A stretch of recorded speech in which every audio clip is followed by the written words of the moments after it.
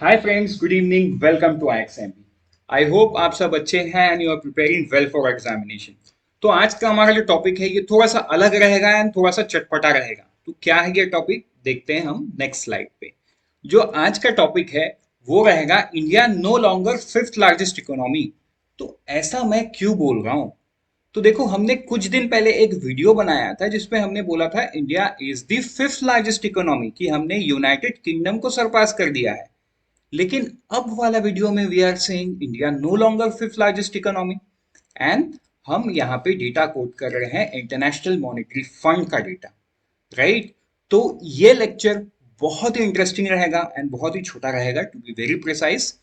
ठीक है, आप इस लेक्चर के अंत तक बने रहो। ये जो पर्टिकुलर लेक्चर है ये आपके आईबीपीएस का कोई भी एग्जामिनेशन जहाँ पे बैंकिंग अवेयरनेस है उसके लिए बहुत इंपॉर्टेंट है, बिकॉज ये डेटा है इंटरनेशनल मॉनेटरी फंड का डेटा, राइट? एंड ऑब्वियस सी बात है, आप अगर रिजर्व बैंक ऑफ इंडिया या नाबार्ड के फेज टू एग्जाम दे रहे हो, मतलब आरबीआई या नाबार्ड का एग्जाम दे रहे हो, तो ऑब्वियस सी बात है आप फेज टू भी लिखोगे। तो फेज टू के लिए इंपॉर्टेंट है। On the other hand SEBI के ये फेज वन के लिए भी इंपॉर्टेंट है। तो शुरू करते हैं। शुरू करने से पहले मैं आपको बता दूं, डिस्क्रिप्शन में आपको इसका पीडीएफ भी मिल जाएगा, आप पीडीएफ डाउनलोड करो। और अब जो भी डाउट्स है आप कमेंट करो, आपको इमीडिएट रिस्पॉन्स मिलेगा वाइल द वीडियो इज प्रीमियरिंग। ठीक है, तो शुरू करते हैं सबसे पहले स्लाइड से। वो है व्हाट इज द न्यूज। तो देखो, मैं आपको स्क्रीन में एक पुराना न्यूज कोट कर रहा हूं जो कि सितंबर 4 2022 का है। ठीक है, इस पर्टिकुलर न्यूज में हमने कवर किया था India overtakes UK as fifth largest economy. ठीक है, so there was an assessment behind it, but yes, as per IMF right now India is no longer the fifth largest economy. तो ये पूरा मामला क्या है इस वीडियो में हम बहुत अच्छी तरीके से समझेंगे। अब हम एक देखते हैं अभी का न्यूज क्या है।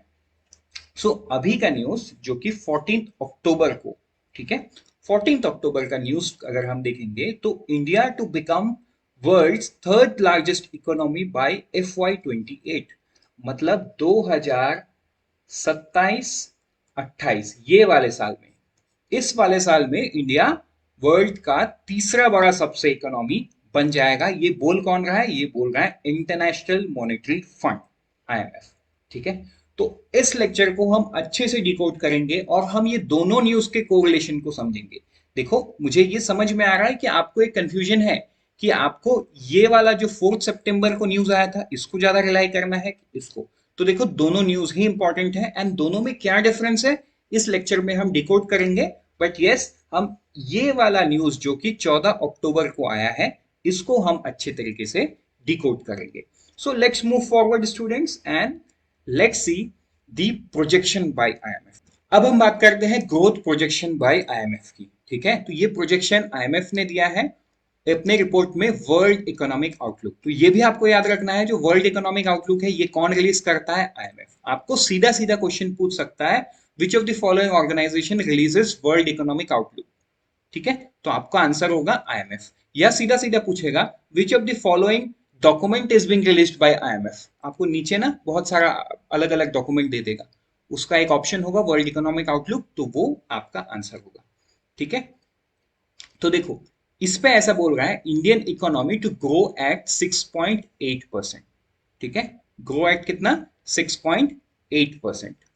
Now lower than is previous projection of 7.4। पहले उन्होंने 7.4 बोला था, अभी वो बोल रहे हैं कि वो 6.8% से ग्रो करेगा। तो देखो, even at 6.8 we are largest economy. ठीक है, मतलब हम लार्जेस्ट नंबर से ग्रो कर रहे हैं।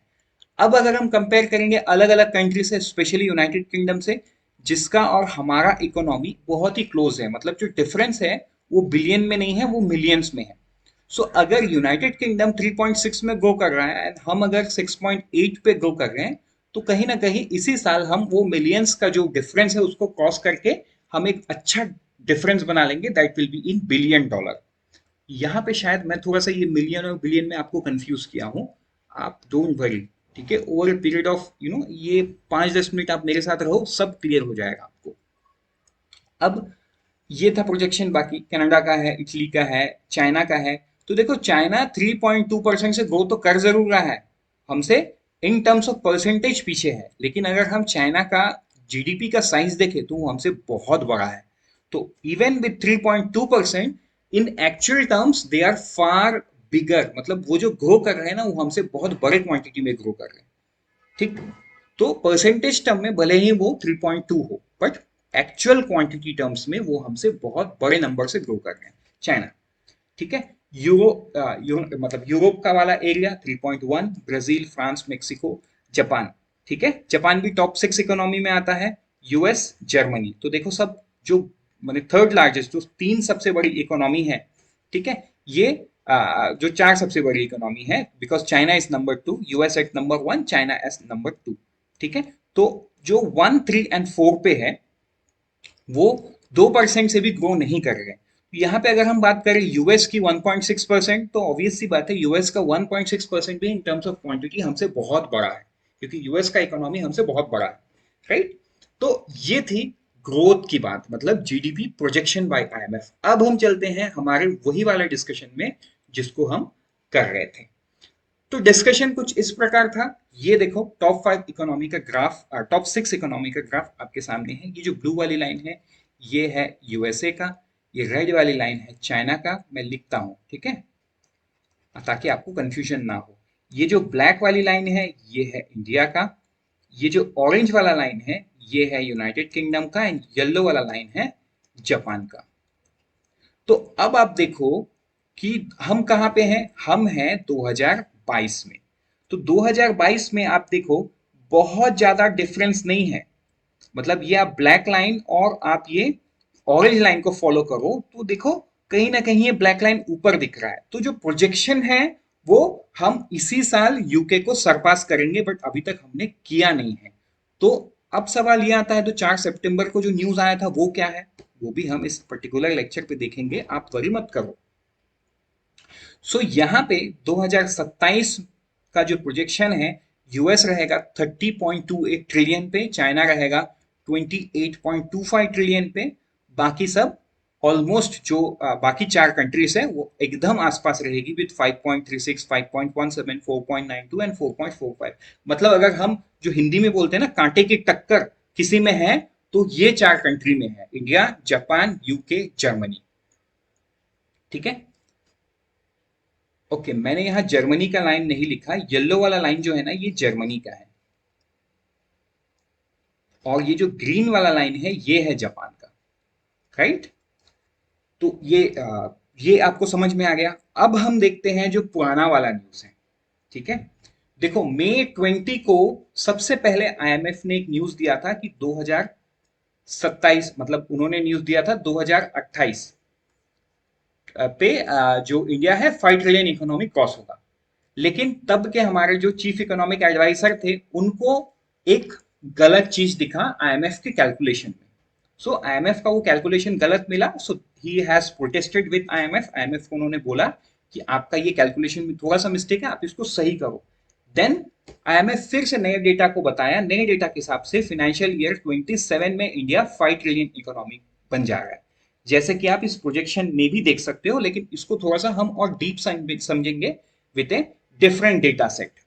तो देखो अगर ये वाले डेटा, मतलब मैं इसको देखो हटा दे रहा हूं, अब इसको मैं क्यों हटा रहा हूं वो भी मैं बता रहा हूं। तो देखो ये डेटा रिलीज इन अप्रैल, तो इस डेटा को आप हटा दो, ठीक है, इस डेटा को आप हटा दो, क्योंकि इसके बाद आईएमएफ ने करेक्शन करके ये वाला डेटा दिया। तो अब हम इस पे फोकस करेंगे। तो देखो आए 2024-25 में हम रहेंगे 4.27 ट्रिलियन, 2025-26 में हम रहेंगे 4.68 ट्रिलियन, और 2026-27 मतलब फाइनेंशियल ईयर 27 में हम 5 ट्रिलियन को क्रॉस करके 5.10 ट्रिलियन इकोनॉमी बन जाएंगे, राइट। तो ये है डेटा आईएमएफ का जो पहले आया है, और अभी जो आईएमएफ बोल रहा है यहाँ पे 27 में, तो ये भी आईएमएफ सही बोल रहा है, ठीक है। इंडिया का कौन सा लाइन है, ब्लैक वाला, मतलब देखो 5.36 बोल रहा है, लेकिन ये जो मई मंथ में डेटा आया था वहां पे उन्होंने 5.10 बोला था, अभी वो बोल रहे हैं 5.36। तो देखो स्टूडेंट्स, आप यहाँ पे कंफ्यूज नहीं होना, ये सब प्रोजेक्शंस है, right, and they are bound to change multiple times, ये कभी भी कांस्टेंट नहीं रहेगा। अब ये कांस्टेंट इसलिए नहीं रहेगा क्योंकि अलग अलग फैक्टर्स अलग अलग रोल प्ले करते हैं इकोनॉमी में, राइट? तो जिस वजह से क्या होता है ना, ये जो जितने भी लोग भी प्रोजेक्शन बनाते हैं, चाहे वो आईएमएफ हो, वर्ल्ड बैंक हो, या कोई भी हो, even reserve bank of India भी हो, तो अपने प्रोजेक्शंस को चेंज करते रहते हैं based on the input data. ठीक है, अब हम आगे बढ़ते हैं हमारे नेक्स्ट स्लाइड पे। अब हम बात करते हैं असेसमेंट की। ठीक है, असेसमेंट किस बात का? देखो, वर्ल्ड इकोनॉमिक प्रोस्पेक्ट जो आईएमएफ ने निकाला है, उन्होंने सिर्फ इतना ही बात नहीं बोला, उन्होंने आगे चल के और भी ढेर सारी बात उन्होंने कहा है। अब ये ढेर सारा बात क्या है? उन्होंने क्या किया ना, हर साल का अलग अलग असेसमेंट दिया है जो कि हम देखेंगे। ठीक है, तो सबसे पहले हम शुरू करते हैं जो फाइनेंशियल ईयर खत्म हो चुका है 2021-22, राइट? अभी फाइनेंशियल ईयर 23 चल रहा है, तो 21-22 के लिए आईएमएफ क्या बोल रहा है? India failed to unseat the United Kingdom and missed being the fifth largest economy by 10 billion dollar. 10 billion से हम 2021-22 से उनको पीछे करने में पीछे रह गए हैं, 10 billion. The size of the Indian economy was 3.18 trillion while the Britain was 3.19 trillion. तो देखो कितना छोटा सा डिफरेंस है। ठीक है, बट अगर हम करंट ईयर 2022-23 की बात करें तो 22-23 में क्या बोल रहा है आईएमएफ? आईएमएफ बोल रहा है it will have to wait for another year, मतलब अभी वाला साल, before it gets coveted spot in 22-23, मतलब इसी साल हमको फिफ्थ लार्जेस्ट इकोनॉमी का official tag from the IMF मिल जाएगा, overtaking the UK by 27 billion. हम ना केवल ये 10 बिलियन से आगे बढ़ेंगे, हम ये 10 बिलियन के बाद और 27 बिलियन ऐड करके हम यूनाइटेड किंगडम से आगे चले जाएंगे। मतलब राइट नाउ अगर हम ये सोचे कि 3.19 ट्रिलियन है, तो हम 3.47 ट्रिलियन बन जाएंगे। ठीक है, समझ में आया? While the UK would be at 3.2 trillion. तो वो देखो बहुत ज्यादा से ग्रो नहीं कर रहा है, 3.19 से वो 3.2 ट्रिलियन तक ही जा रहा है, but we are growing at good amount. So we will add 27 billion to our economy and will become 3.47 trillion economy in the current financial year. अब अगर हम 2025-26 की बात करें तो यहाँ पे आईएमएफ क्या बोल रहा है 25-26 में? The Indian economy would equal to Germany's to be the fourth largest economy. मतलब 2025-26 या फाइनेंशियल ईयर 26 में हम फोर्थ लार्जेस्ट इकोनॉमी बन जाएंगे। India's economy would be 4.55 trillion. ठीक है, हम तब 4.55 ट्रिलियन पे पहुंचेंगे, मतलब हम अभी भी हमारा जो टारगेट 5 ट्रिलियन उसको अचीव नहीं किए हैं। Equal to the size of Germany's which was bigger than the former by over 1 trillion in financial year 22, right? अब हम आगे बढ़ते हैं फाइनेंशियल ईयर 26-27, मतलब FY27 की बात करते हैं। तो यहाँ पे आईएमएफ क्या बोल रहा है? यहाँ पे आईएमएफ बोल रहा है India's economy would not be 5 trillion as hoped by the finance ministry, but close enough it would be 4.94 trillion that year। तो ये बोल रहा है, ठीक है, फाइनेंशियल ईयर 27 की बात आईएमएफ ने बोला है वर्ल्ड इकोनॉमिक प्रोस्पेक्ट में कि 4.94 ट्रिलियन होगा। अब हम आगे बढ़ते हैं फाइनेंशियल ईयर 27-28 की बात करें तो यहाँ पे इंडियन इकोनॉमी जो है 5 ट्रिलियन मार्क को क्रॉस कर जाएगा and would become 5.36 trillion economy, higher than Japan at 5.17 trillion. That year India would become the third largest economy after USA, China, then comes India। ठीक है, तो मतलब हमारा जो थर्ड लार्जेस्ट इकोनॉमी का सपना है वो हम 2027-28 में पूरा करेंगे। ये कौन बोल रहा है? आईएमएफ बोल रहा है। ठीक है, अब इसके सिवा तो ये हो गई असेसमेंट की बात, बट आईएमएफ इसको किस बेसिस पे बोला है? तो देखो आईएमएफ का जो बेसिस है, अगर आईएमएफ ने और भी क्या किया है, परचेसिंग पावर पैरिटी। तो देखो कुछ इकोनॉमिस्ट जो है उनको ऐसा लगता है, राइट, ये मेरा कमेंट्स नहीं है, one of the prominent economist from India, doctor Subramanian Swamy, उनको भी ये लगता है कि जीडीपी को परचेसिंग पावर पैरिटी से नापा जाए, राइट? तो ऐसे इंटरनेशनल लेवल पे भी और भी सारे इकोनॉमिस्ट हैं जिनको ये बात लगता है। अगर हम पीपीपी टर्म्स में कंपेयर करेंगे, so China is at number 1, ठीक है, एंड 2027 में भी it will be at number 1, then USA at number 2, तब भी यूएस नंबर 2 रहेगा, और इंडिया एट नंबर 3, और वो भी इंडिया 27 में नंबर 3 पे रहेगा। अब पीपीपी क्या होता है? परचेसिंग पावर पैरिटी क्या करता है? लोकल इकोनॉमी को दर्शाता है, राइट? क्योंकि कॉस्ट ऑफ लिविंग एक इंपॉर्टेंट फैक्टर है। अब हम न्यूयॉर्क सिटी को इंडिया के मुंबई से नहीं कंपेयर कर सकते। ऑल्सो इंडिया का मुंबई जो है वो भी बहुत महंगा शहर है, दिल्ली भी बहुत महंगा शहर है, but not equivalent to New York city या San Francisco. So in that perspective जो कॉस्ट ऑफ लिविंग है ना, वो एक मेजर रोल प्ले करता है इन परचेसिंग पावर पैरिटी। तो इस पे अगर देखेंगे तो still we are at number 3 और 2027 में भी हम नंबर 3 पे रहेंगे। अब बात करते हैं हम इन्फ्लेशन की। तो आईएमएफ ने बोला है कि 2000 मतलब करंट फाइनेंशियल ईयर 22-23 में इंडिया का जो इन्फ्लेशन रहेगा वो 6.9% रहेगा, जो कि आरबीआई के टॉलरेंस बैंड जो कि 2 से 6% है उसके ऊपर ही रहेगा। इवन 30 सितंबर को जो आरबीआई का मॉनेटरी पॉलिसी आया उसमें भी आरबीआई ने क्लियर कर दिया है, आरबीआई के प्रोजेक्शन के हिसाब से भी इंडिया का जो इन्फ्लेशन है वो आरबीआई के टॉलरेंस बैंक के ऊपर में ही रहने वाला है for the entire financial year. ठीक है, अब हम आगे बढ़ते हैं, इंडिया का जो करंट इन्फ्लेशन की स्थिति है उसको जान लेते हैं। तो सितंबर का डेटा आ गया है। सितंबर में द इन्फ्लेशन इज एट 7.41%। अगर हम फूड इन्फ्लेशन की बात करें तो वो 8.6% है। तो मतलब which is much about the tolerance band. तो यहाँ पे तो देखो, जो चीफ इकोनॉमिस्ट है इंटरनेशनल मॉनेटरी फंड के, उन्होंने ये बात कहा है, we think that fiscal and monetary policy should be probably on the tightening side। तो वो ये बात कह रहे हैं लुकिंग एट दिस डेटा। तो ये डेटा देख के तो हम भी प्रिडिक्ट कर सकते हैं, तो वो तो चीफ इकोनॉमिस्ट है, राइट, कि इन्फ्लेशन हाई है 7.1%, फूड इन्फ्लेशन 8.6% है। पूरे साल भर का इन्फ्लेशन आईएमएफ के हिसाब से भी टॉलरेंस बैंड ऊपर रहेगा, आरबीआई के प्रोजेक्शन के हिसाब से भी ऊपर रहेगा। सो इन दैट सेंस पोजीशन जो स्टैंस है ना, स्टैंस वो क्या रहेगा, कैलिब्रेटेड टाइटनिंग। ठीक है, आगे बढ़ते हैं हमारे नेक्स्ट वाले स्लाइड पे। अब हम एक सिंपल सा बात देखेंगे कि आईएमएफ की जो मैनेजिंग डायरेक्टर है उन्होंने इंडिया के बारे में क्या क्या चीज बोला। उन्होंने एक तो डिजिटल मनी मतलब यूपीआई को उन्होंने एक रेवोल्यूशन कहा, राइट, पहला चीज। दूसरा चीज उन्होंने आधार के बारे में, डिजिटल आईडी कार्ड से हम जो डिजिटल आईडी कार्ड मतलब आधार से हम जो बहुत अच्छा अच्छा काम कर सकते हैं या कर रहे हैं, वो सारे चीज को उन्होंने इस असेसमेंट में इंक्लूड किया है। एंड उसके बाद आईएमएफ की जो मैनेजिंग डायरेक्टर है वो ये भी बताई, जब इंडिया अगले साल G20 का प्रेसिडेंसी का चेयर लेगा, एंड इंडिया में somewhere around 200 meetings lined up है G20 के नेक्स्ट ईयर। सो आईएमएफ की जो एमडी है she is hoping something very fruitful from the next year's presidency from India। क्यों?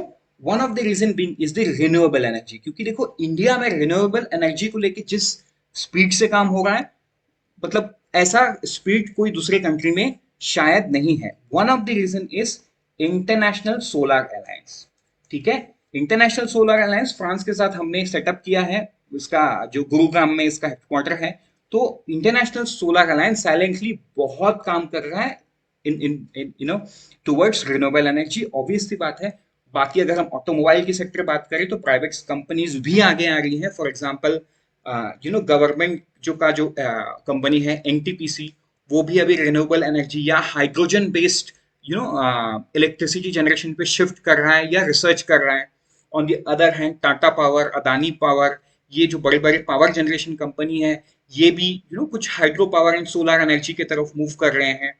ऑल्दो जो traditional coal fired thermal power plant है, this is not going to go away from India और from anywhere in the world very soon. मतलब अगले 50 साल तक तो ये नहीं जाएगा, बट डीकार्बनाइजेशन होना चाहिए, and that is what she has said and explained about India. ठीक है, so with this I think we are good to go. आपका जो भी डाउट्स है write in the comment section, I am there to help you out with this.